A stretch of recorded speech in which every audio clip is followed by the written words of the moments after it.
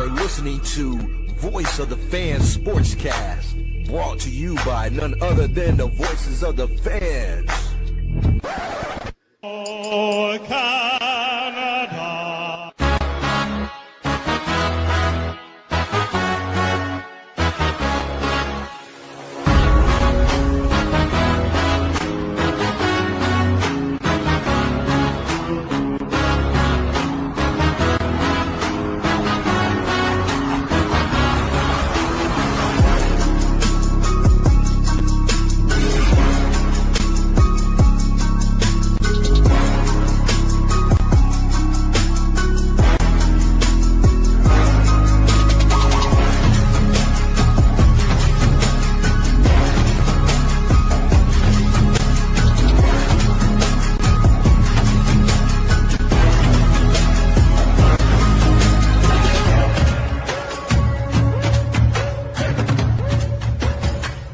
This is Tuesday, the 28th of April. I'm Randy Courret with another edition of Voice of the Fans Canada. Hope all is well, and thank you, as always, for joining us. Be sure to hit the like and subscribe at VOF Canada. Thank you so much for watching us live on YouTube, or if you have downloaded tonight's episode via your favorite podcast catcher. It is all about basketball, of course. The NBA playoffs is in full swing, and the Roundtable has assembled, as always, as most of the time, more so always. Neel Katarey is here. Neel, how's it going? Good, Randy. Excited about this suddenly series we got going after a dismal start.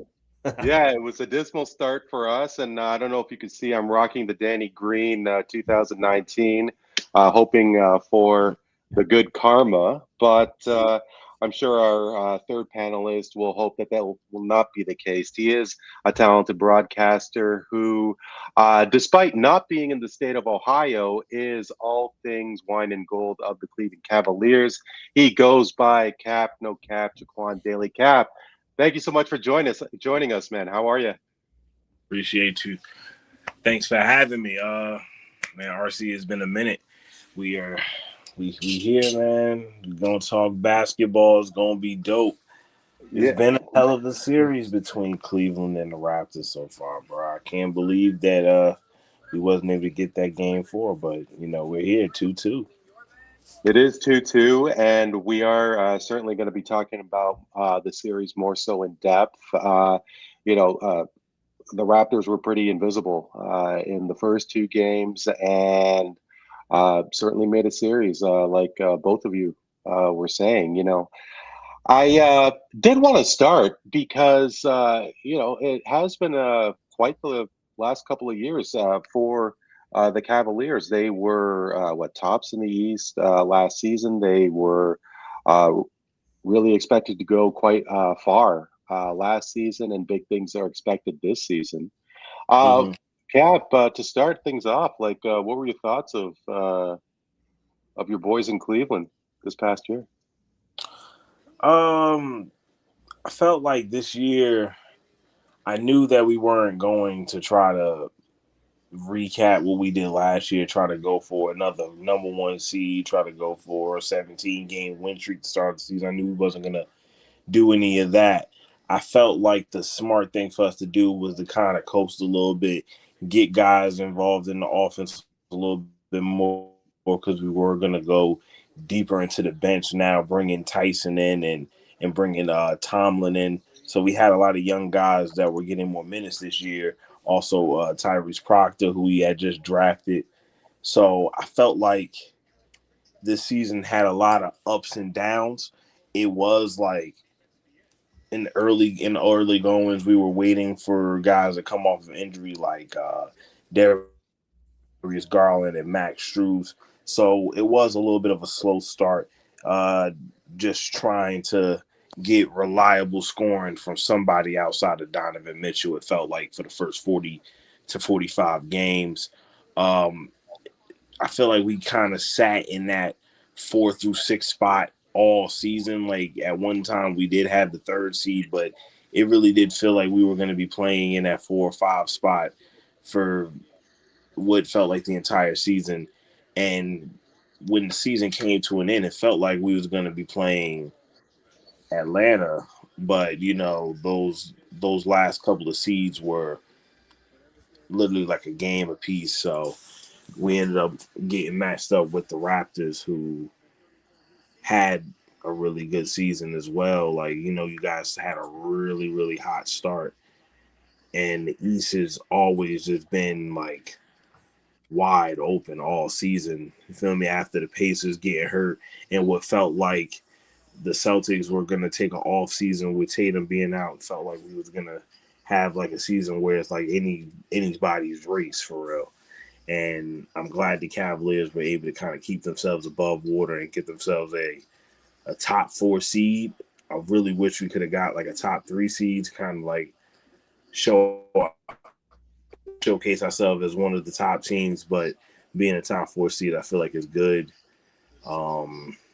Yeah. We made the trade we needed to make. Yeah, and it was quite the trade as well, and we're going to get into that big trade in a minute. And you mentioned about the East being so wide open. Of course, Tatum goes down, Lillard goes down, who was a part of the Bucks at the time, and then as you mentioned, Tyrese Halliburton. And it is kind of hard to believe that it's been 10 years, 10 seasons, I guess, since Cleveland won that championship. And there were some lean years after LeBron and Kyrie left, but it's really safe to say that the Cavs have recovered, if you will. I mean, like, how would you describe the rebuild after that championship season? Because they had a major overhaul on their hands. I will say it was definitely a roller coaster ride. We went through our fair share of coaches in that 10-year span. I think we went through around like 4 or 5. The ones that really like you really remember is like you had JB Bickerstaff, who was there for a few seasons, and when we really started getting things together, I remember like originally we had the duo of Colin Sexton and Darius Garland, who I was really high on, and I feel like the first moment where I felt like a shift in Cleveland was that game where we played the Nets and Colin Sexton gave Kyrie 42 points. And I knew that was like the start of something. I knew he was going to probably make the playoffs that year. That was like right around the beginning of that play-in situation. So we ended up not making the playoffs because we had to play the Nets and the Hawks, I believe. And, we ain't had no chance against neither one of those teams. But then once we made that trade the next season for Donovan Mitchell, it was looking like it was on the ups, but there was still a lot of gaping holes there. Like we had no real scoring coming off our bench. Like we had a really, really lean team that really focused in on Donovan Mitchell's skills. And then, of course, we had Jared Allen and Evan Mobley. But, like, we really didn't have much else outside of those 4 guys. And over the years, we kind of tried to build the team out, getting guys like Strus and Sam Merrill. But then once we made that trade this season for James Harden, and then also getting Ellis and Schroeder kind of fleshing that bench out a little bit, getting shifty guys that can play make and play defense, I feel like it did open up our offense a little bit more, and it helped us be a little bit more grounded on defense to get back into transition to get easy buckets, which is where we're usually at our best. And Cleveland has been poised for the past couple of years to be a real threat in the East. And as you mentioned, the East is so wide open. I mean, nobody really expected Jason Tatum to come back, but perhaps they may be the front runner. But Cleveland could still potentially threaten with, despite being 2-all to the Raptors. Neel, I would like to touch on our Raptors in the same capacity. a lot of people did think that the Raptors needed another year to really gel and flourish with Barnes and say Ingram coming into the fold. It's still a rather young team, one of the youngest teams, and here they are in the sixth spot. I personally did think that that being in the play-in would have been a failure, if you will. I was expecting them to be in the top six, and they seem to be clicking to some degree. I mean, I'd love to hear your thoughts. I mean, I could personally share what they may be missing, but all in all, I thought the Raptors had a really strong regular season. I agree. And that is relative to expectations because, the Cavs, as Cap may agree with, the Cavs had a totally different goal, or say, their goal was finals or bust this year. All the moves they made were win now moves, let's just say. And now the Raptors, we did not have, we also had win now moves, but our goal, we knew we were not going to compete for a championship. At least that wasn't the thought preseason. We picked up Ingram, and Ingram has turned out to be a pleasant surprise despite how he's played in this series. Um, and this was always going to be a year where we determine who is really going to be the future of this team. And from that scenario, the last couple of games have just put an incredible jolt of optimism into our fan base, into myself, because in my opinion, the last couple of games have seen Scotty Barnes ascend into legitimate superstar status. They've shown CMB to be an absolute gem of a draft pick by Bobby Webster on his first pick at the helm. And then the guys, like you saw that play, Jamal Shed on the 8-second violation. That was just something that you can't teach. That is something innate to a guy who has won Defensive Player of the Year in college, led his team to the Final Four, is a leader, but is still a young man in the NBA, still trying to find his way, trying to get those minutes. I saw that play, and I had been thinking all along, Shed should be a good chance to be the point guard of our future, and that just made it click to me that absolutely I would love to see that happen because he's been more aggressive shooting the three. So from a developmental standpoint, our main guy has become, in my opinion, a legitimate superstar and one of the top two-way players in the league, top 3 or 4 two-way player in the league, I would say, when you consider both ends and how he's been playing in the last couple of games. And then between CMB, Shed, and these guys, I think it's been a great success. Win or lose in this series, we can call this a success because the future optimism that we now have has been solidified off these last couple of games. And hopefully it's not done yet. And now that being said, I do have some worry because as much as those developmental milestones have been reached and then some, I think that we're a little bit hamstrung by some of this money that we've kind of thrown at certain guys like Quickly, like Jakob Poeltl, and also Ingram to a degree, because we got very lucky on a very healthy season from Ingram. And historically, this does not repeat itself. So we might just be waiting for whatever Ingram's injury might be next season. I hope that Bobby has some very creative moves up his sleeve, because I would love to see potentially 2 or 3 of these contracts of these veterans I just mentioned potentially be turned into something better than the sum of their parts. Even if we got to throw some draft picks in there, I think that is a logical next step for this franchise, is that we've reached these certain milestones. And while I think Scotty Barnes is an absolute defensive anchor, leader of a team, and can be elite at both of those things, I do not see him as a number 1 superstar on a title contending team. For that, I think we still are looking for that guy, and I hope that we get him in the future. But overall, a great success this season. And I completely agree with what you're saying. And you did remind me about the how snakebit Ingram has been throughout his career.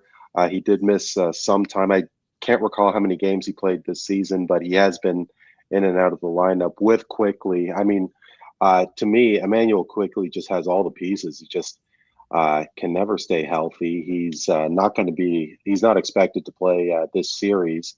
And who knows what would happen if the Raptors make it to the second round. But, Neil, as I was asking Cap, because Cleveland did have to replace LeBron James, and unexpectedly, in my opinion, they had to replace Kyrie Irving, who out of nowhere wanted out, went to Boston. And 2019, Neil, as you know, especially if you listen to and follow Toronto sports media, they still keep talking about 2019 as if it was yesterday. And I was kind of wondering if you think the championship hangover is gone. And maybe not so much with the fans. I think especially fans here in Toronto still really have an affection for that 2019 team. Of course, nobody from that team is on the current team. But from a player perspective, do you think that players may still attach the Raptors to that championship? Because, even though it was 10 years since the Cavaliers, maybe people still attach that championship to LeBron and Kyrie Irving. What do you think about the Oh, Raptors? as they should, right? I mean, first of all, I want to say to Cap and you, like, my opinion of that 2016 title is that it's the greatest championship in the history of the league. And I say that with deep respect for that run that they had. And now, don't get me wrong, they were given a heavy gift by Draymond's suspension in Game 5. But hey, LeBron had to use his nutsack as the MVP of that game. Hey, and he goaded Draymond into it. He goaded the kick out of him. And that was a veteran savvy move that LeBron had been waiting his whole career to do. And then he turned Draymond into one of his best friends. Now, what is that for a mind trick? A Jedi mind trick right there. But no, I do think that was probably the greatest championship. And that's why I give LeBron a lot of credit. Whenever people say Michael Jordan versus LeBron, my pick is still Michael Jordan. But I always tell people, but LeBron had the best championship out of them too.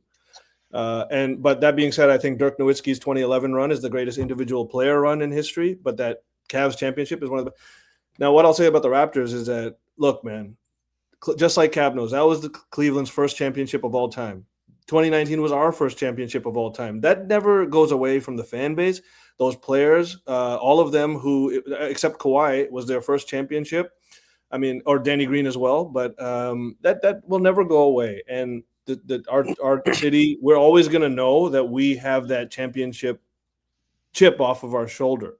But when you say luster, when you say, has it faded?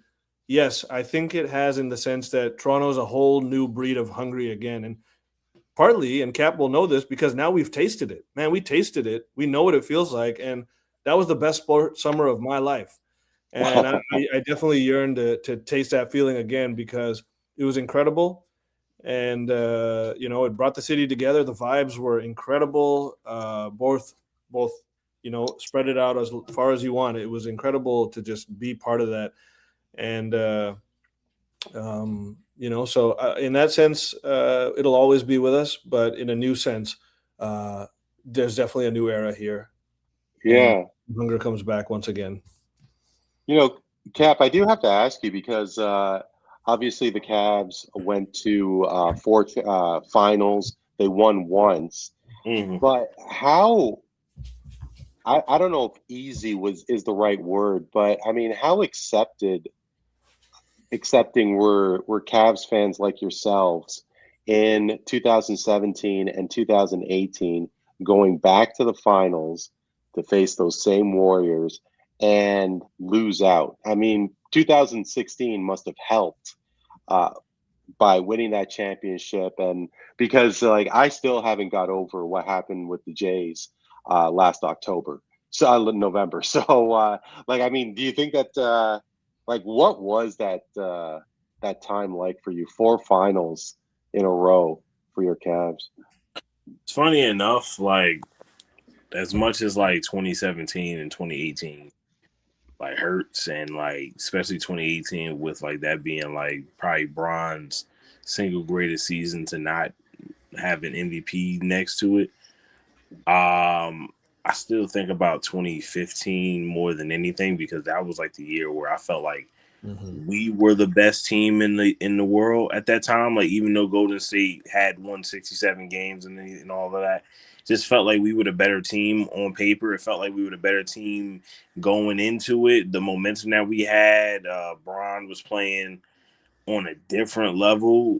Like Kyrie, I felt like was like in a space at that time. Like everything that it was in 2016, like it just felt like more like I felt like we really missed out on a great series in 2015. Like I felt like we could have, if Kyrie Irving doesn't get hurt in game one, that series goes 6 or 7 games, and we come out on top most likely because just the matchups was on point.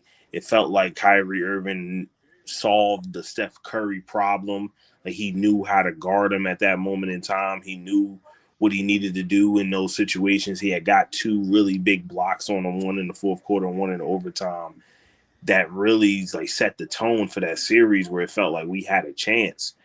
So like that's the one that really like is bitter for me because it's like how people say in 2016 if this happens, the Golden State wins that. I feel the same way with 2015. Like if Kyrie's knee doesn't shatter, we're talking about a whole different series. And, Right. and I want to add on to Cap. It's so funny that you say that because I always relate the Raps title in a way to that 2015 Warriors title because people talk about the Toronto championship. They throw dirt on the name of it because KD wasn't playing. I'm like, yeah, but the other big three was that 173 games a few seasons ago, they were playing. And if you're going to talk about Raps wouldn't have won if KD played, then I'm going to be quick to remind you that Kevin Love and Kyrie were injured for that finals in 2015, and they would have beat your ass if that Cavs team was healthy. So in that sense, I do think that is the case. I agree with you that was unfortunate luck, and the Cavs would have won that series, in my opinion. And the Warriors kind of had to get their first championship, just like the Raptors did, with a little bit of injury luck. And then people got to also like remember, like it comes into the fact that Golden State were also coming off of the fact that they went to the finals 5 years in a row. Like that's a feat that not many teams can say that they did. Michael Jordan didn't go to 5 straight finals. You get what I mean? So for them to do something like that, and like of course, like your fatigue's gonna happen, your body's gonna go against you in time. So that's just kind of like the unfortunate situation of playing 90 games 5 years in a row.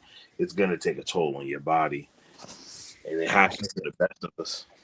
And Cap, I know you don't know that Neel is actually from Edmonton and is an Oilers fan. And Connor McDavid, he's a tired boy playing in the Olympics and playing in 2 state finals. And you couldn't be more spot on with how Golden State must have been so gassed after 5 full seasons with those finals and the 3 championships during that time.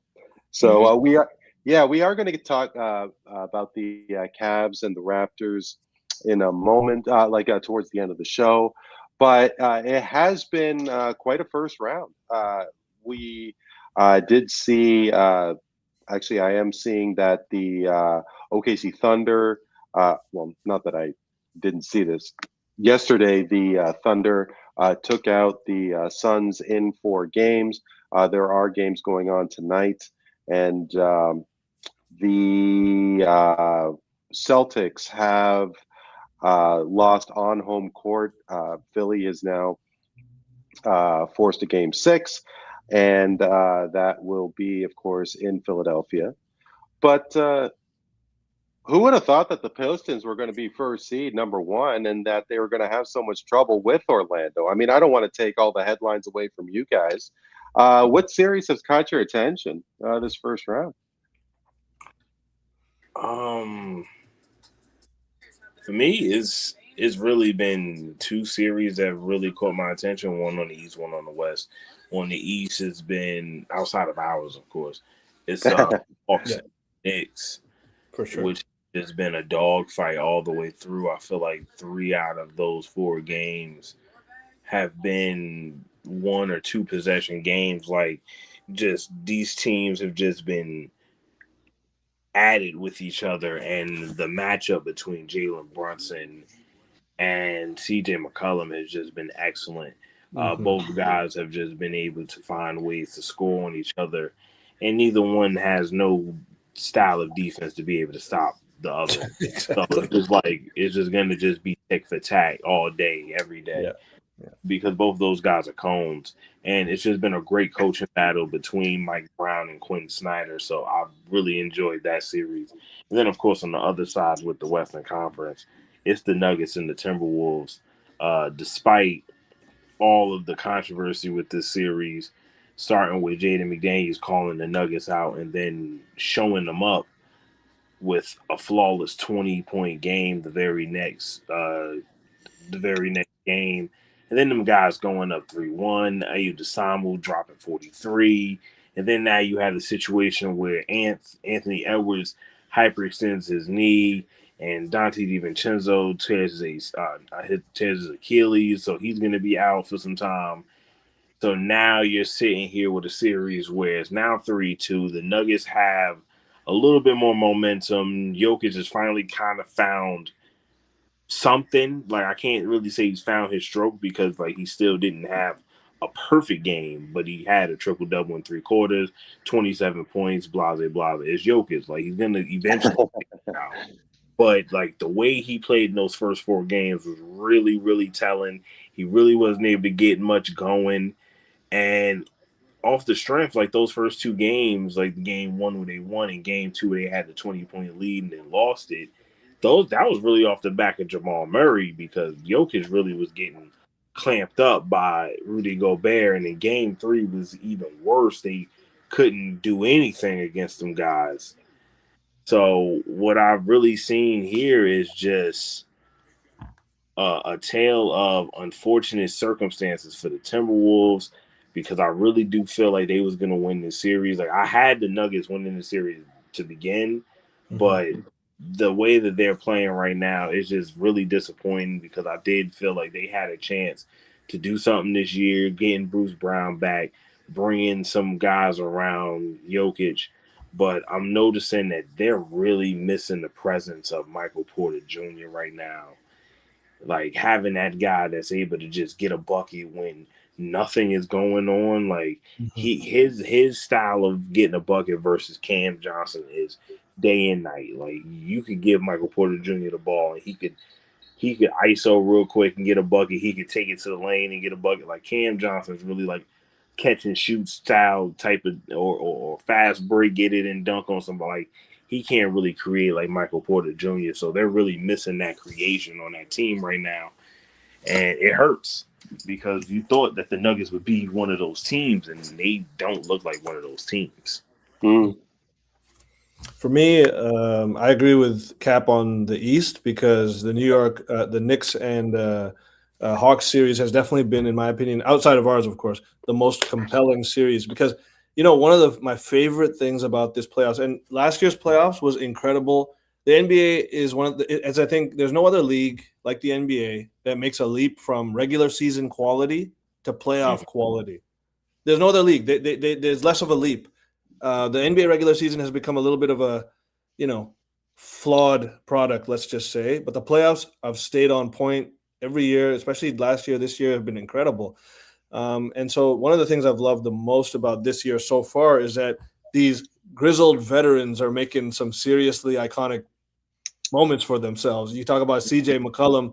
I have loved watching CJ in this series more than since that series he went against Jokic in Denver in 2019 when we won the championship. He was dominant in that series. That was the best he'd ever played. And now to have this kind of moment where he's kind of looking like that, throwing it back, hitting two game-winning shots in this same series in the first 3 games is just unbelievable. The way he was, just like Cap said, him and Brunson just hunting each other, basically. All the other guys standing around, they're just hunting each other. But for a lot of the series, and so I've loved that. And on the West, on paper for sure, Denver and Mini was Yeah. the best series on paper, but partly because some of the games have been lopsided, partly because the late second halves. I haven't caught some of the second halves, but I have watched a lot of the Lakers Rockets series, and I've loved the grizzled veterans making iconic moments thing again in that series. Number one, on the negative side, you got KD pulling his usual stunts, out for some vague reasons, not even sitting on the bench to support his teammates. I mean, there's no excuse for some of the ways this guy acts. I personally think KD, and at me if you want, but I personally think KD is the most overrated high-level superstar in the history of the game. But on the other side, the Lakers, like LeBron, just the way he's taken this team of like others, straight up others, like Shaq says, and it's just showing the true essence of his leadership. You can say what you want about him. He's not perfect. He's got flaws. He's showing some elite, high-level leadership like I've not seen in this series, just directing at his age, putting up monster stat lines. And then Marcus Smart as well. Like what I saw from Marcus Smart in game 3, man, was, easily one of his best games that he's ever played. And he's supposed to be halfway to washed up by now. So is LeBron, so is CJ. And these half washed up guys who, to a degree, are being written off, they're having elite playoff moments that are just incredible. And it's been probably my favorite thing to see. I think the Lakers, if they get Luka and Austin Reeves back healthy, makes the OKC matchup a very, very compelling. I still give OKC a 70% chance to win that series, but the Lakers, they could surprise because LeBron is that guy. And it feels like he's playing with house money now, and he just is enjoying this moment and not feeling as much pressure, it almost feels like, and it's helping his game as a result. So that's what I would say about the compelling nature of each series on each side. I mean, there's a few things to unpack here, and I guess we'll start with Denver, Minnesota, because I don't know, Cap, if you're a betting man, and Neel, I don't know if you had thought about this, but when DiVincenzo and Ant went down, were you intrigued to put some money on the Nuggets to ride this out and win in 7? Because yeah. I mean, that would have been where a lot of people's minds went to, I'm sure. yeah, And well, Ant and DiVincenzo out, down 3-1. You got Jokic, Murray, Gordon's out for them. That's a big loss. But I mean, right. if any team could do it, it's like, well, here's one of those times you see if the wave goes high.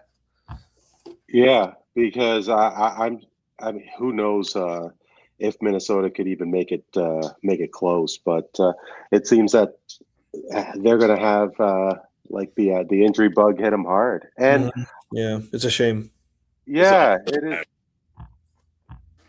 And It's a shame because Minnesota was playing so impressive, and to have this luck, if Denver wins, it's definitely tainted. It's definitely tainted. It's not a real 3-1 victory like the Cavs in the finals or a couple of other teams that may have done it. But that being said, I still think Denver is the more exciting matchup to go against San Antonio. So the NBA is still going to get a great second round series out of it.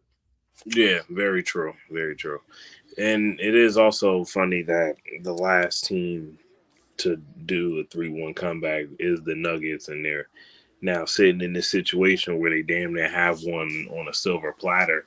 And it still comes down to game 6. If they let game 6 stay too close, I'm not really sure if they'll be able to ink it out, because of the fact that you have guys like Desamu, Naz Reid, Julius Randle that can go off at any given moment, and if you let them take your chain, they're going to take it. So, Naz Reid especially, I think Naz Reid has the capability to have like a supernova game, as much as Ant does. Like sometimes Naz Reid, he just goes crazy and just a very streaky shooter, streaky player in general, good player, really good player. But it's a lot to ask for. But if they got a lot of great others on their team, I'll say that. I just want to say this: I'm trying to figure out like what is going on with CJ McCollum. He has been terrible from the free throw line. Like he has not been able to hit free throws this entire series. Like he missed 2 earlier on in this game. He missed 2 free throws in, I want to say, what was it, game 2, and they almost lost that game because of that. Like they gave the Knicks a chance to take the lead when they were only up 1, and they could have been up 3.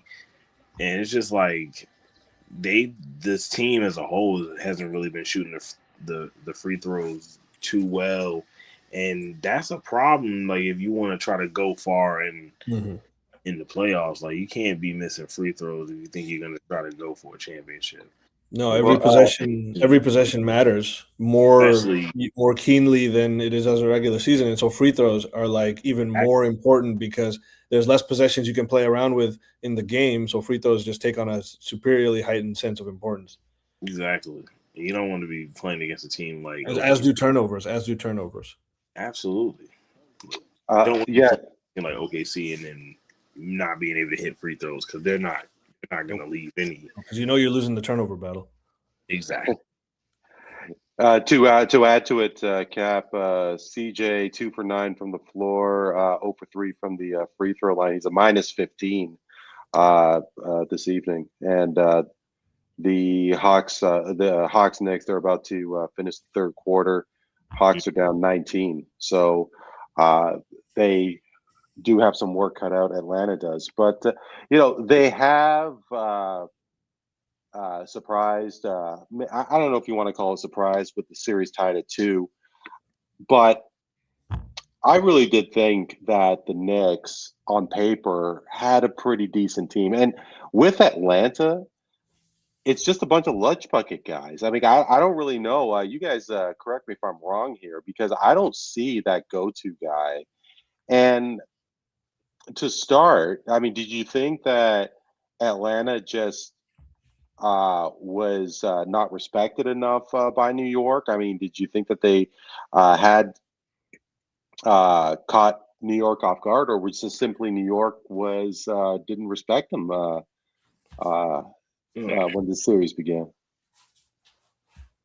I think it might have been a little bit of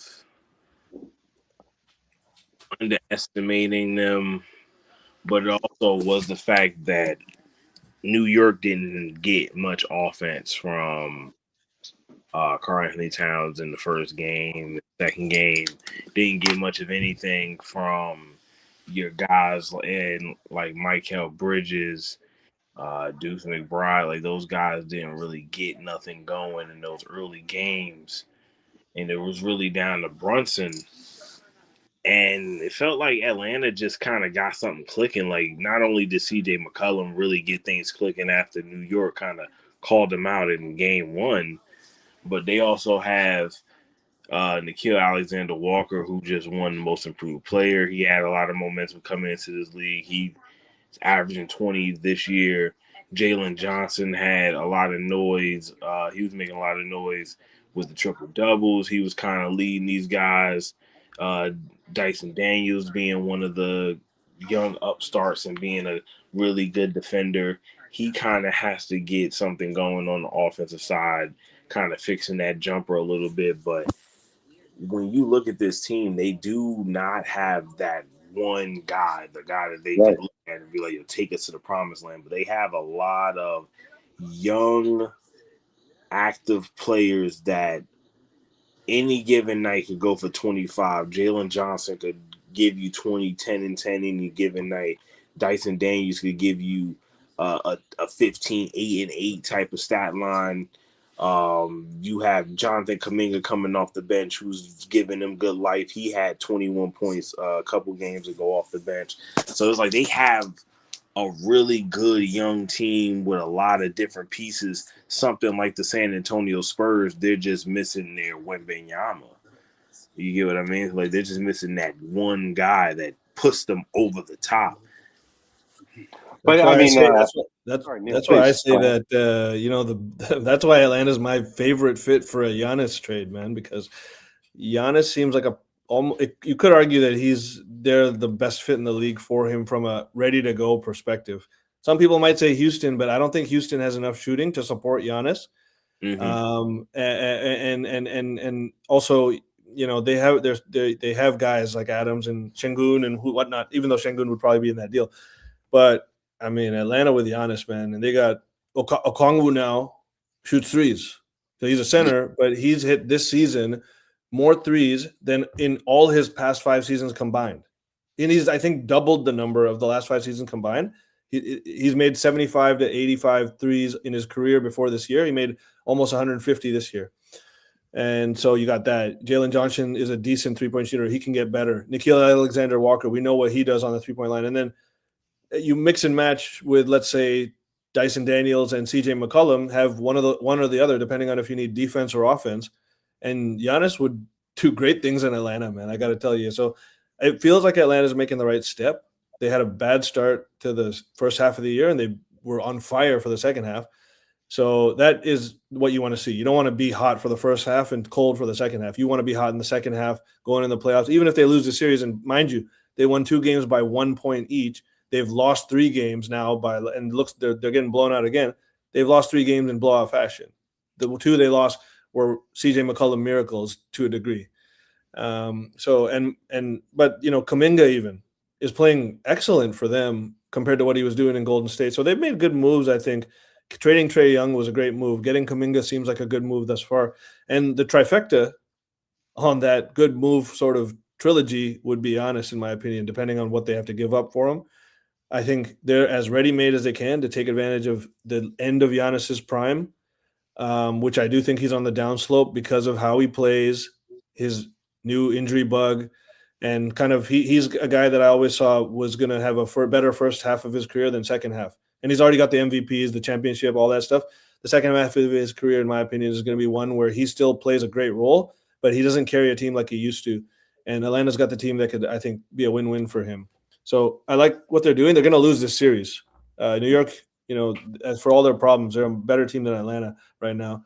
But I think Atlanta's got an amazing future depending on 1 or 2 moves that could put them right in real contention. And if they have the draft capital, then there's no reason why, because you'd have to think that Milwaukee is looking forward to the future and would need He's getting traded. Giannis is getting traded. It just depends on to who. And if it is that way. It depends on what assets they get, how many draft picks they're able to get. Mm-hmm. I think that's really what the Milwaukee Bucks are trying to figure out. And speaking of draft picks, how do y'all feel about the chances of Milwaukee getting a top 3 or top 4 pick this year? Because this is one of those drafts where they feel like it's going to be really, really deep, and if Milwaukee goes and gets one of those game-changing guys, like who's to say Giannis doesn't like teaming up with Peterson or AJ? Hey, Randy knows this. I'm quite the conspiracy theorist when it comes to the NBA, but I will say that teams lately with superstars in their prime, when they trade them, seem to get the first pick in the draft more often than not. Now, I mean, so maybe the conspiracy theorist in me tells me that Milwaukee may be influenced to go a certain direction, even if that's within the East or division or whatever, and maybe they'll get something back out of it. Maybe not the first pick, maybe a top 3. We'll see. If they get a top 3 pick though, and Giannis gets traded before the draft, remember I said this. Right. If it happens again, Neel, then because I'm still thinking, I don't know how I could prove that this is a fluke. With Anthony Davis getting shipped out of New Orleans, and then New Orleans gets the first pick being Zion, then Doncic gets traded, and then Cooper Flag gets the first. Dallas gets Cooper Flag first overall. There's probably the whole thing with Patrick Ewing all those years ago. I really hope that the NBA isn't trying to do Milwaukee as solid like that. Don't forget Cleveland and Chicago getting a number 1 pick and picking hometown boys and LeBron and D Rose. No, that's true. Very true. It's funny you bring that up, Randy, because I was just thinking back. I think the first real tank job that people didn't even realize maybe it was a tank job because tanking is so prevalent now. But back then it was the Spurs the year before they got Tim Duncan, because I was wondering they were a great team, man. They went to the finals a couple of years prior to that with David Robinson, I believe, or the conference finals, anyways. Well, maybe no, they didn't go to the finals, but they went to the they went to the conference finals. Anyways, they were good, and then they had that injury year, and then they just sat guys out, just because they knew it was a lost season, and then they got Duncan the next year, and who what happened there. So the NBA is, you could have a field day as a conspiracy theorist. How much of it is true, we don't know, but you could have a field day, that's for sure. That's a fact. You really could. Perhaps you could have a field day all day. And you know what? The NBA in particular, like they depend a lot, I think. The NFL is, they can survive on just ratings alone. The NBA needs a lot of moxie and style to go into their product to achieve the desired monetary results, or they keep on wanting more. And I think, they want the drama in a sense. It brings eyeballs, it brings headlines. They're more they have more of an affinity to that, I think. Well, what kind of drama are you referring to specifically? Oh, just when people, players who are well known on social media, headlines that make you question. I don't know. I really think any attention is good attention, basically, in their eyes. Well, really with everything going on now, I'm pulling names out of my head. So LeBron was really active with regards to the political scene. Tim Tebow. Who else? Who's the guy from San Francisco? Nick Bosa. He was rocking Trump hats and everything like that. And Colin Kaepernick, of course. But I think everything is just I think it's open season. I mean, like, we don't really have to go deep into this, but the one thing that I think the NBA, and I think you guys are going to agree with me, is the whole load management thing that's just gone completely berserk. And really, if you have somebody who's a bit of a drama queen, Dylan Brooks, for example, who's on the weird side, especially when he's up against LeBron. I mean, I think that's great.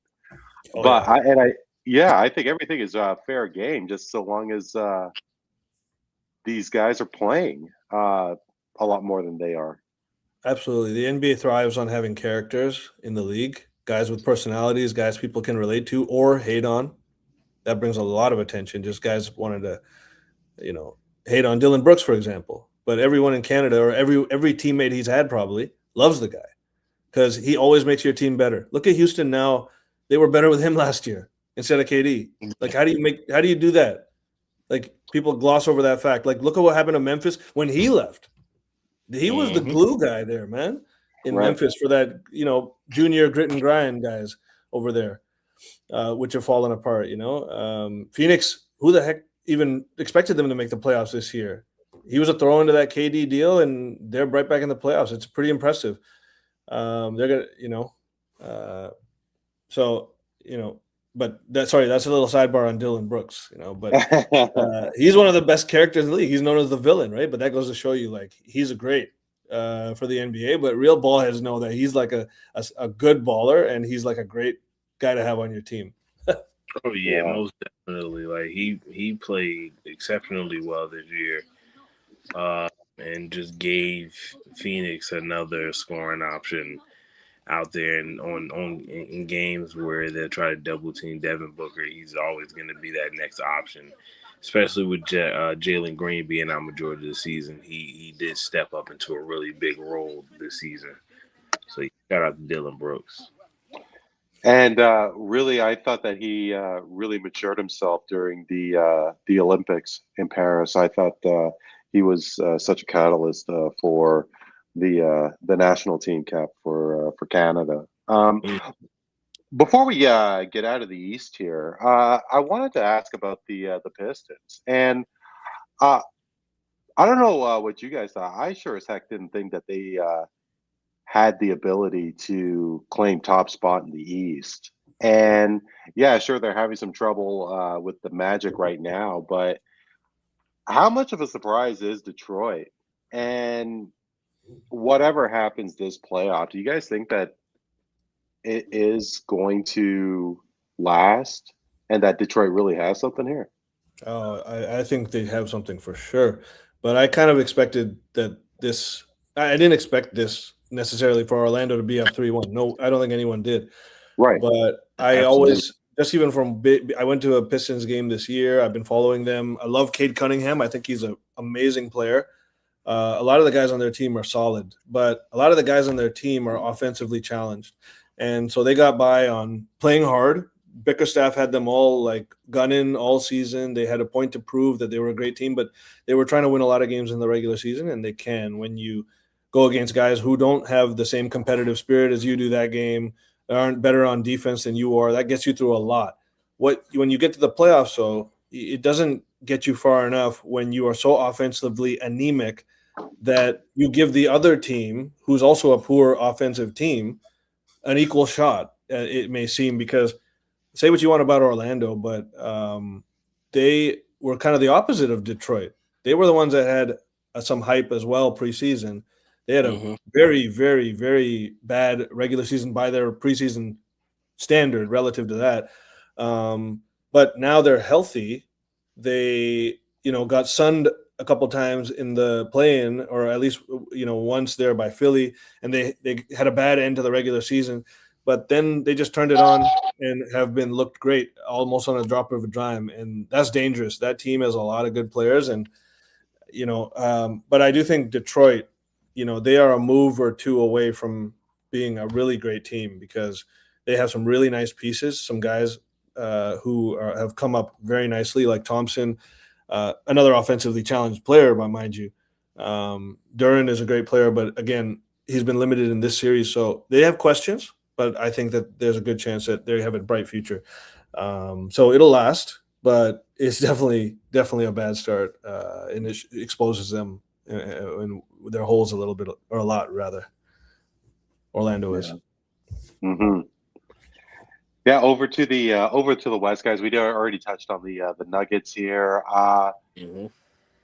So about San Antonio, they're up pretty big early on against Portland, and I was wondering, Victor Wembanyama is in tonight's lineup, and right now he has, 4-4 after 9 minutes, and I was wondering if this team could still go on if Victor Wembanyama had to miss time. Like he did have that nasty fall in the last game a couple games ago, and but I still think, yeah, sure, it is Portland. San Antonio is that much more stronger than them, but I'm of the opinion that they can ride it out for a couple of games and still be in whatever the next round would bring them if Victor Wembanyama was out. Because I think they're the front runner to win the whole thing. What do you guys think?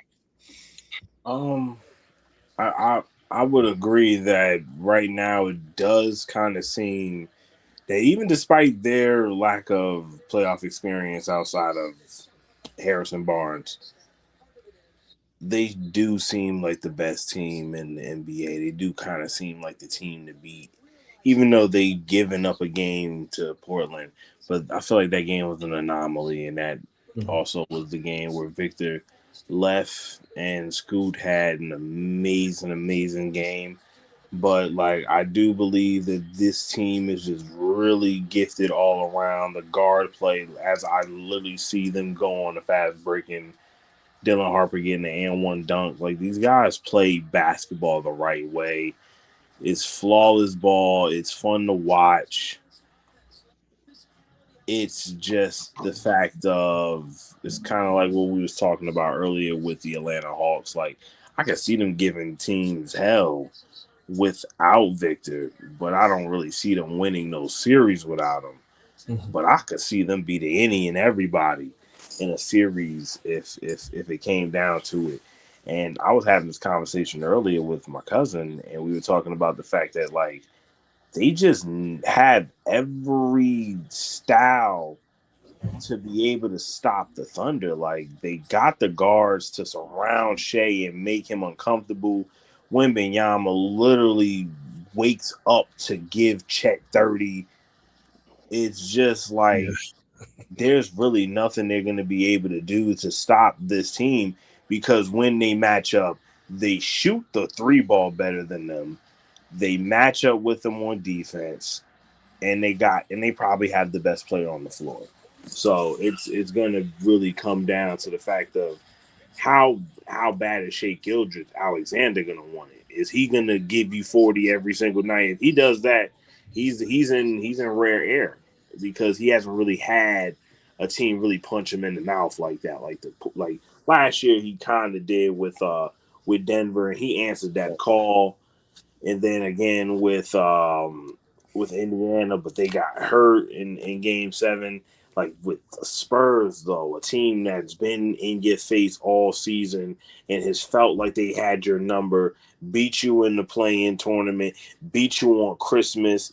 It just seems like they know how to play this team really well. So it's like, I really want to see that matchup in the Western Conference Finals. Same here. And it is really impressive considering how the Spurs were, 13th in the West last year. And here they are. Of course, the big trade for De'Aaron Fox. And there they are, the Spurs, threatening to take it all. Before we get into the big series, according to the three of us, how much of a threat could the Lakers be if Luka Doncic comes back? I mean, LeBron James is obviously LeBron James, but LeBron James is still 41 years old. I mean, I don't really see Austin Reeves being any part of a big three unless if he's with these Lakers. Like, can we take the Lakers seriously?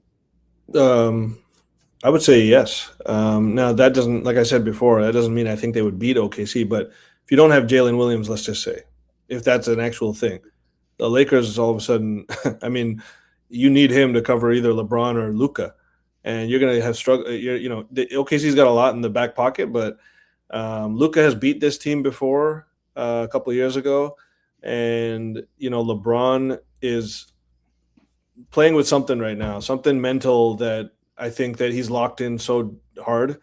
Guys like Smart showing up and playing like better than they have in years, and just like part of a real team. All these role players, they seem to, even Ayton is playing pretty decent. Like, he's just doing his job, not trying to be more than what he's supposed to be.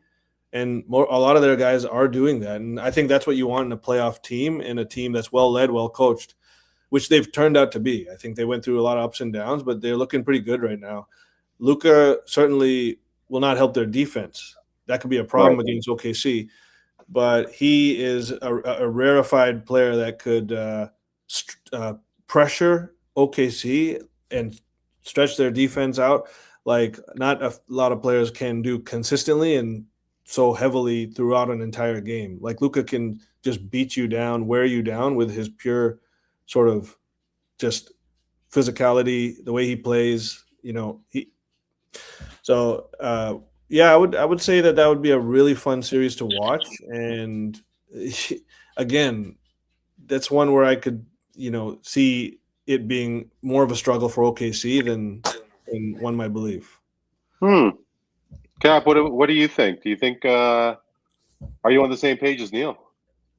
Nah, I'm not. To be real, I feel like despite what the Lakers have shown, the heart, the spunk, Marcus Smart playing a rejuvenated role, it feels like LeBron James turning the clock back. Even if they get Luka Doncic back and Austin Reeves back, I really don't feel like they are a match for what the OKC Thunder have, because of the fact that their big men are going to be able to do whatever they want against DeAndre Ayton.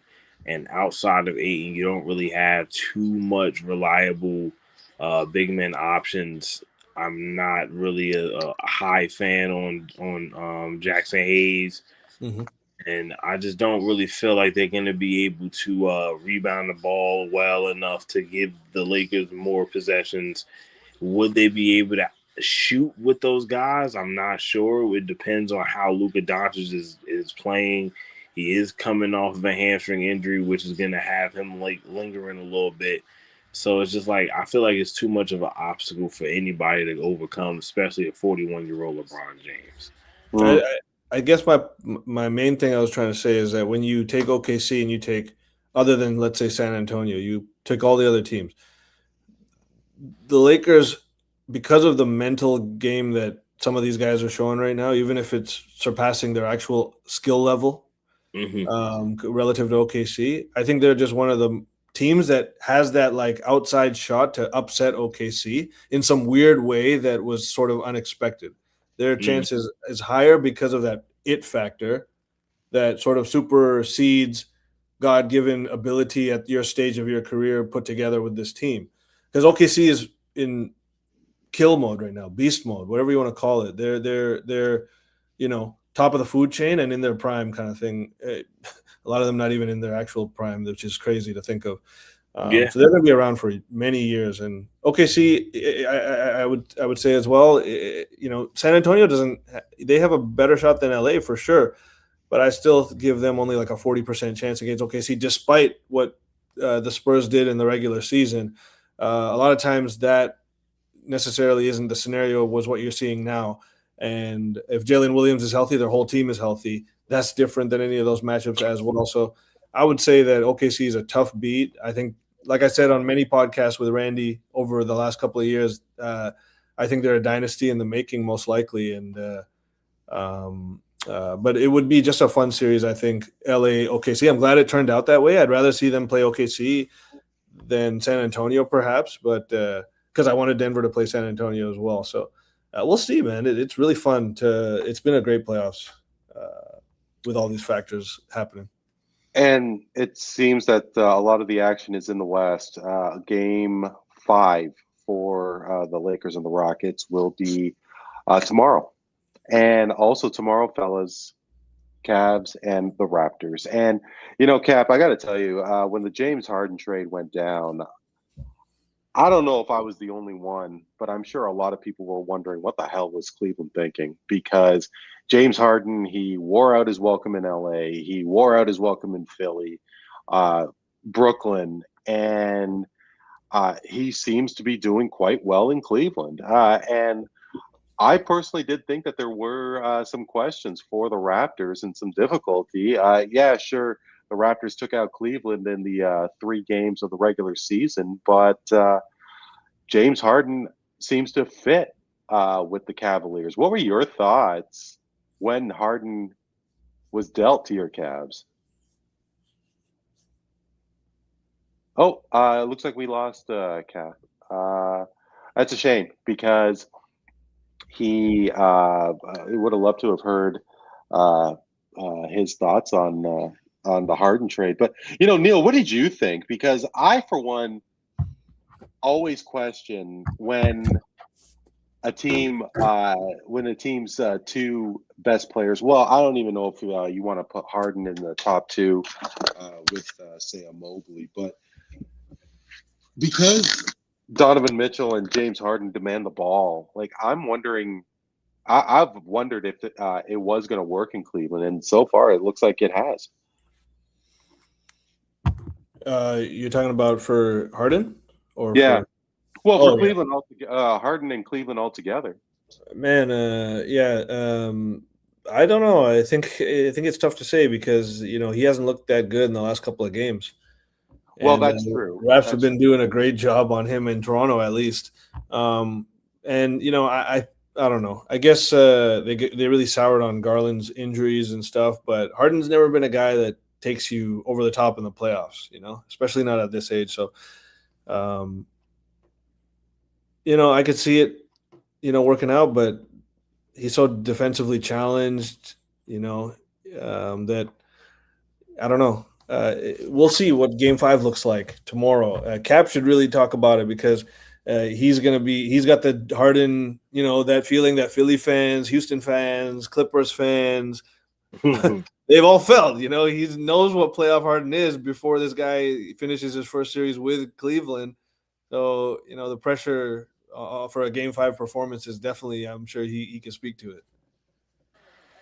I would say like yeah, Game 5 is gonna be a weird one especially coming off of the 2 games that we had, because I feel like in Game 3 and Game 4, those were 2 games that were winnable games. Game 4 to a higher extent because of the fact that before the play from Sheed that caused the 8-second violation, we were on somewhat of like a 10-0 run, mainly through Donovan Mitchell's heroics, finally getting himself going, getting some offense going, and kind of finding something there. And then, we just wasn't able to hit any threes.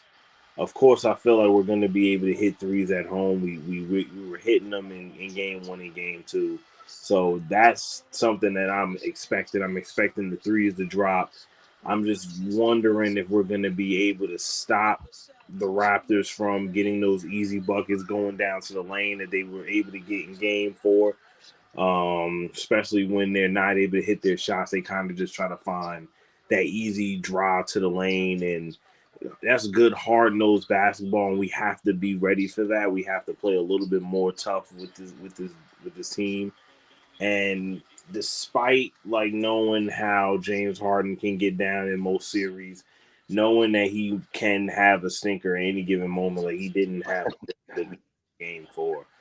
But I believe in the talents of Donovan Mitchell, and I feel like he'll be able to kind of stop the bleeding if James Harden is kind of shit in the bed. I would expect a Donovan Mitchell 30-point game, especially after only giving me 17 and whatever he gave in Game 3. Like lackluster performances versus what he gave me in Game 1 and Game 2. So I'm expecting him to kind of get back to that. And I'm hoping that Evan Mobley or Jared Allen could give me more than what they gave me in Game 4, especially Jared Allen only giving me 3 points and 15 rebounds. Like, I'm happy that you were able to give me the rebounds, but it's unacceptable that you were not able to get no shots off for a whole 4 quarters. Like, that's the stuff that really blows my mind with Jared Allen sometimes. Well, and what I did want to ask, I mean, there was a couple of things because, you said that you were confident in Donovan Mitchell. Donovan Mitchell really hasn't had much of a success in the playoffs. Like, I think it's only 4 series wins throughout his career, and he's been around a while. Like, is it because of the team that he's with? Or is there something more to Donovan Mitchell that maybe he is not really cutting it in the playoffs? I would put it more on the team around him more than him, because he's always showed up in big game situations. I can go back to the bubble where he had 50 points in 2 different performances, and Game 7 goes down to like the wire. And he's open in the last play, but Mike Conley doesn't get it to him, and it rims out, and it was a devastating loss. But this is a guy that came into the league his first 2 seasons and was able to get not only a upset victory against the OKC Thunder, but was just able to just kind of showcase poise that young players like himself hasn't really been able to showcase, and not missing the playoffs a single season in his career, going from Utah to Cleveland, just being able to put these teams that aren't known for having long spurts of playoff success, but being able to put them in that realm. And then you see what Utah is now without them. They're battling for a top 3 seed. So it's like, yeah, I can understand, Donovan Mitchell's never made it past the second round, but I also will kind of put it to the fact that it's always going to come down to who else is on your team. Like Jason Tatum has always played with Jaylen Brown. Wembanyama has a beautiful lineup around him. Shea is playing with top talent. Anthony Edwards has guys around him outside of just Rudy Gobert. He has a real team with guys that can give you anything any given night. Jokic and Jamal has been a duo for a long time. Donovan Mitchell is the only guy that I really feel like who's in that realm of the top 10 guys who hasn't had a duo partner until now with James Harden. And even then, I wouldn't even really count that because James Harden is on his last legs and can only give you but so much. The only thing he can really give you is like that uh, veteran experience, a guy that's been there. He's been in the finals. He's played against Golden State. He hasn't been able to win, but he's been there. And one thing he can do is get guys ready for that situation, kind of keep them a little mellowed out. And I did see when James Harden came to the team that the swagger kind of changed a little bit.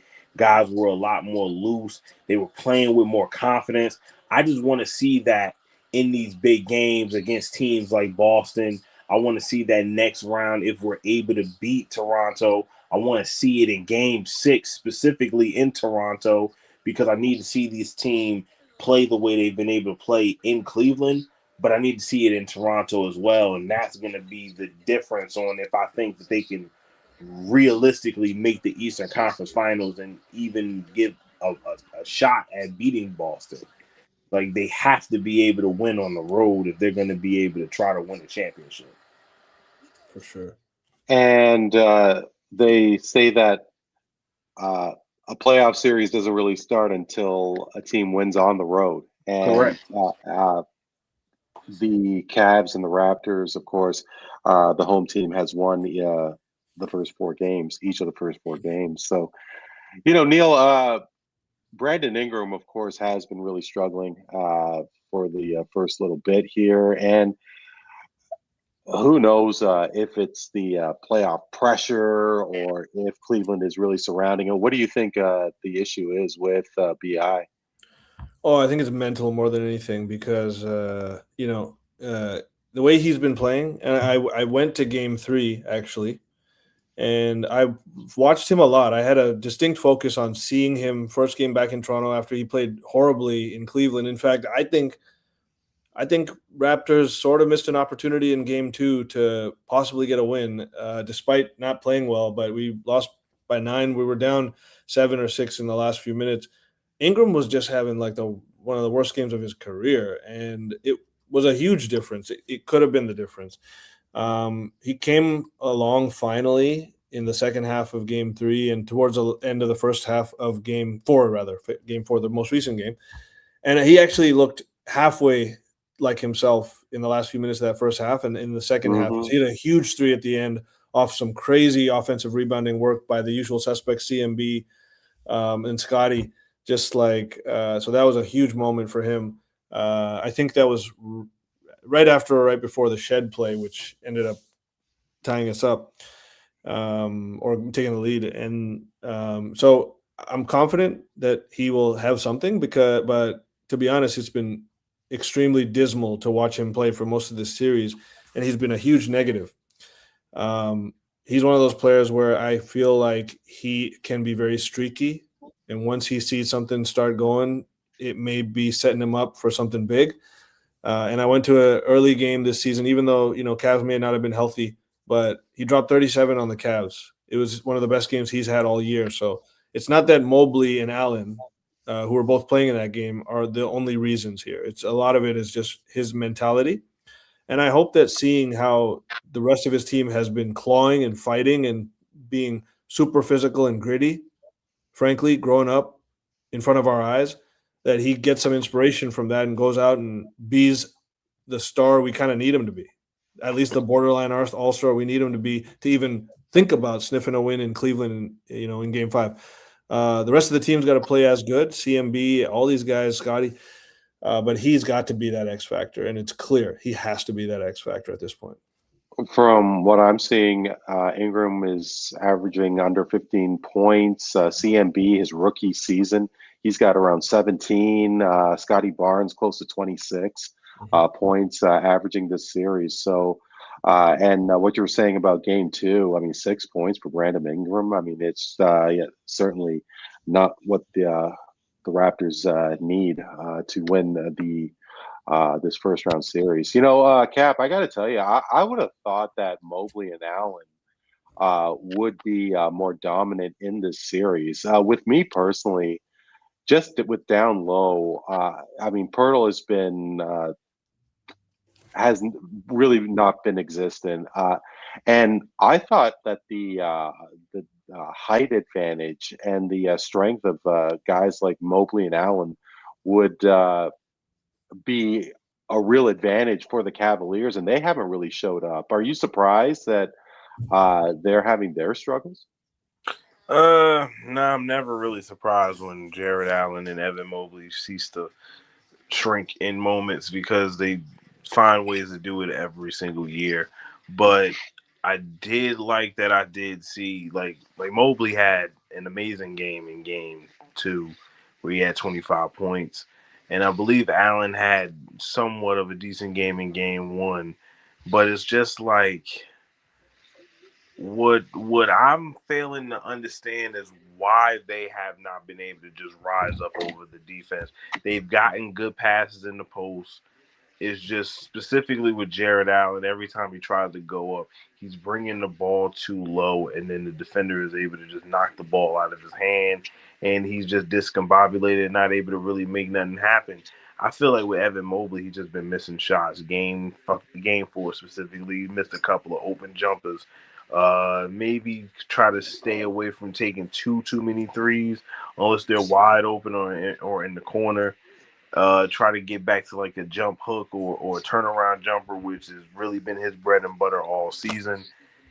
I just need him to be more aggressive coming into this game, starting in the first quarter. You got to get the ball, try to score 5 to 6 points in that first quarter to try to set the tone for the game.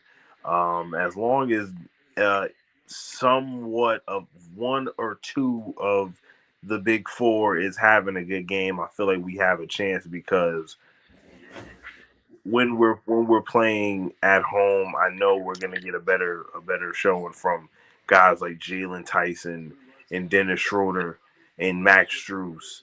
So it's just really gonna come down to who on my starting lineup is going to give me that good game, and are they gonna continue to play that style of basketball they've been playing in that half court setting, being able to really slow the game down, take the Raptors out of their rhythm a little bit and just slow it down and get guys the ball in their spots to get easy jumpers, and then of course try to like slow it down on defense as well and continue to force the Raptors to take 3-point shots because they have not really been able to hit the three ball outside of game three where they went crazy in fourth quarter. One battle after another. Yeah. Yeah. Before we get into the final segment, Neil, are you thinking that BI is going to get out of this funk, or do you think Colin Murray Boyles, for example, is going to continue to just ride this wave because he has been a real dominant presence for the Raptors in his first playoff series? Oh yeah, he's been incredible. Actually, this is just amazing to suddenly just have this guy doing this, what he's doing. And granted, to Cap's points, Mobley and Allen, they are both, I would have to say, on the softer side, which means they will wilt more like a role player on the road. They may not bring their A game. They're not really truly stars. Mobley can get there, but he's a little timid and meek, perhaps, to really have that dog. Like Scotty, the reason Scotty's a much better player than Mobley is because he has that dog in him. He's much more of a leader. The intangibles are far greater in Scotty Barnes, even if Mobley defensively is equal or slightly superior.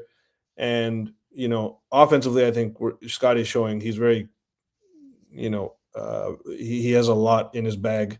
He's shown that this year he's going to get a lot better. But again, guys like CMB, the way that he's playing right now, I've not seen this sort of thing. He looks like kind of like a mix between like Draymond and Dennis Rodman. I'm not making that comparison to, but he sort of has that, like he's jumping up and grabbing James Harden, trying to throw a lob pass. He just jumps up straight and blocks it. He's getting offensive rebounds like you wouldn't believe. He's bodying these veterans. He's a rookie. He's bodying these guys up. Imagine what he's going to be in 3 years, 4 years when he's already doing this.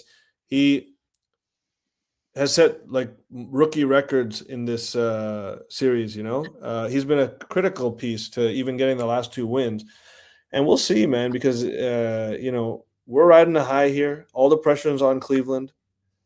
Ingram is due for a breakout like no one else in this series, but it's going to be very tough. I respect the Cavs, and they're very tough out at home, especially. They've proven that. I can't wait till tomorrow, man. I'm sure Cap can say the same. It's going to be amazing, man, the way the series is gone. Yeah, 90s ball. I love it. 90s ball. It's pure 90s ball. And it goes down tomorrow, Game 5. But what will happen right now is straight facts, bro. Relax.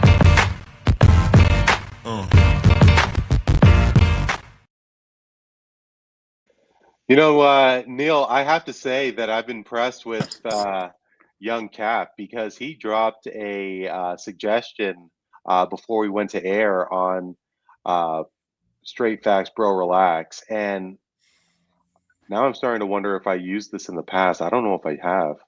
He suggested Anthony Edwards would not win an MVP with the Timberwolves. Mm-hmm.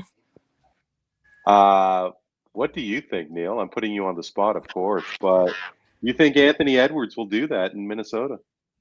It depends how long he stays, because I do think that Edwards will win an MVP in his career. He might be one of the one-time MVP winners, but I do think he's going to win one. There's going to be one year where he looks like Jordan. The team's in first place. But to be honest, it's going to be tough because Wemby's in there now and Shea's still in there.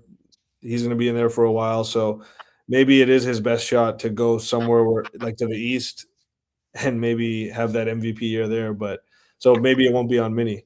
But I do think he will win one in his career. Yeah.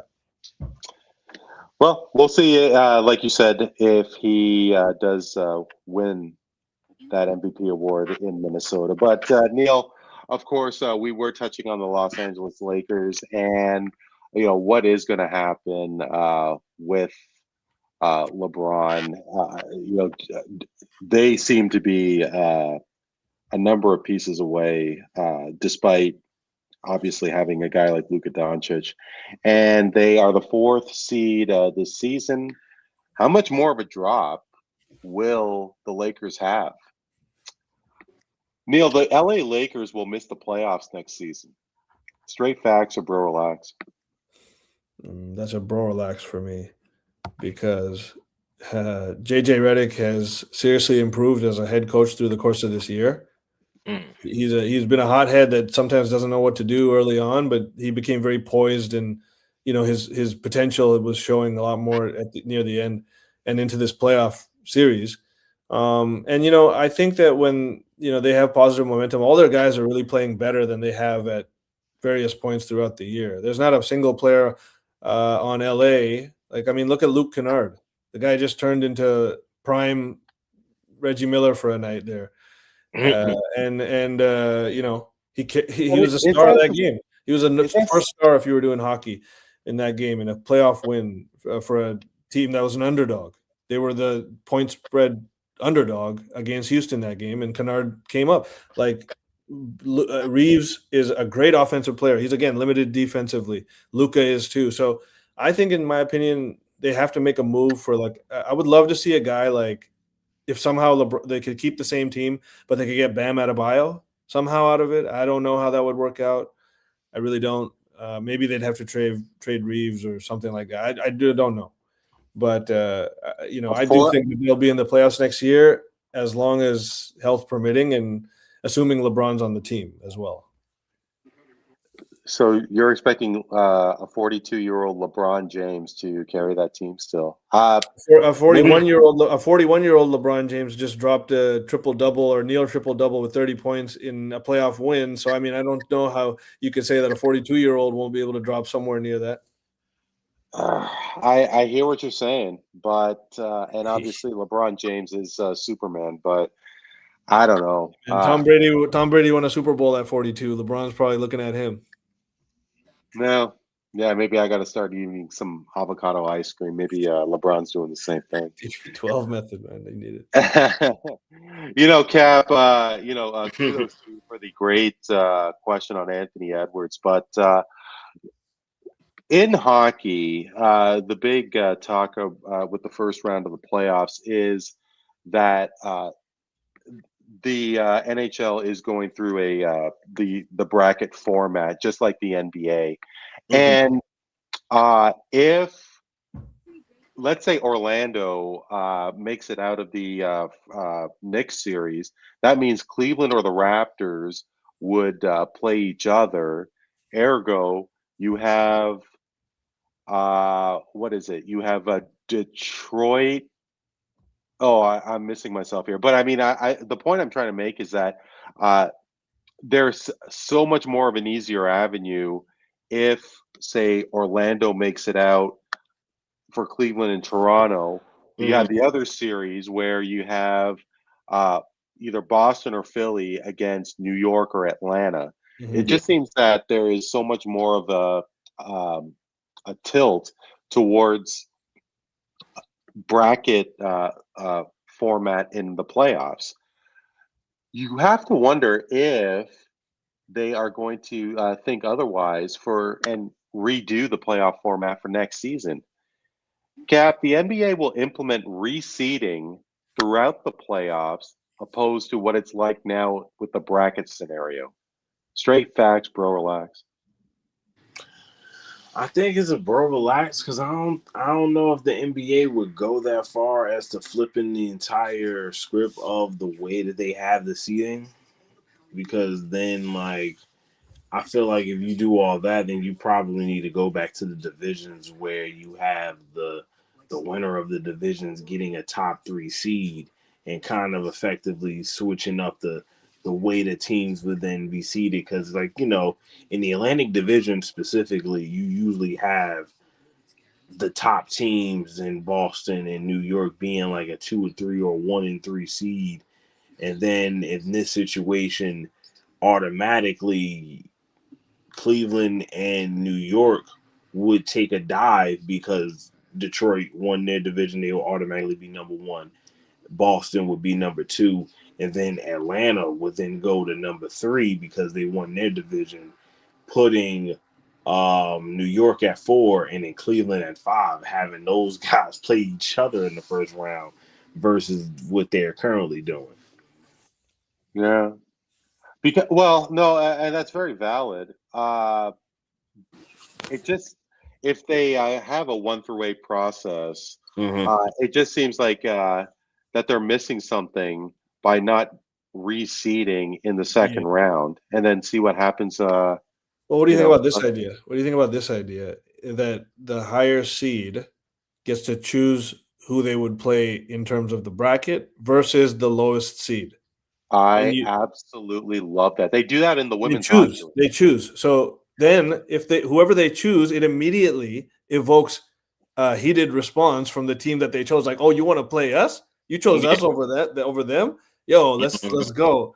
And that would force the top seed to make a choice, therefore giving some fire to the seed they pick. And it would, I think, just make for an extra element of ball. Oh my goodness. That would be bananas if the NBA has this, because they do that in the PWHL, the Women's Hockey League. But I mean, there's 6 teams. So it's not, but I mean, if the NBA or hockey did that, hell, even baseball, that would be great. Let's do it for the East right now. So, well, let's say Detroit loses the series. Boston is going to win their series most likely. Boston would choose their opponent between Orlando and New York. And who would be the third team that I'm missing here? Oh, the Raps or Cavs. So one of us, right? Yeah. Who would they choose? I mean, they may not want to even go against Orlando after what they did to Cleveland. They know it'd be a physical series. They know that they'd get banged up. There could be injury risk associated directly with playing Orlando over, let's say, Cleveland or New York. So it'd be an interesting how the teams weighed these decisions and the what ifs about if they had went the other way. And there's so many elements to it. I think it'd be a cool experiment if they ever look to shake things up. Let them choose. If that happens, that would just boost ratings so much more. That would be insane.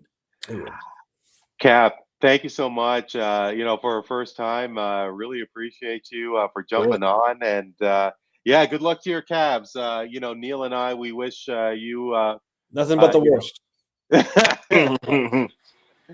But thank you so much. Really great to see you again. And really hope we could do it again soon. Of course. We're like a decade removed from LeBronto, so like we had to restart the rivalry a little bit. So Yeah. Yeah. And you cool. guys had our way. You guys had our way. Neil, as always, thank you so much, dude. Until Always, next man. time, guys. Take For care. Neel Katarey and Jocquan Daley, Cap No Cap, I'm Randy Katarey. This is a Voice of the Fans Canada. Hope you're doing well and keeping safe. We will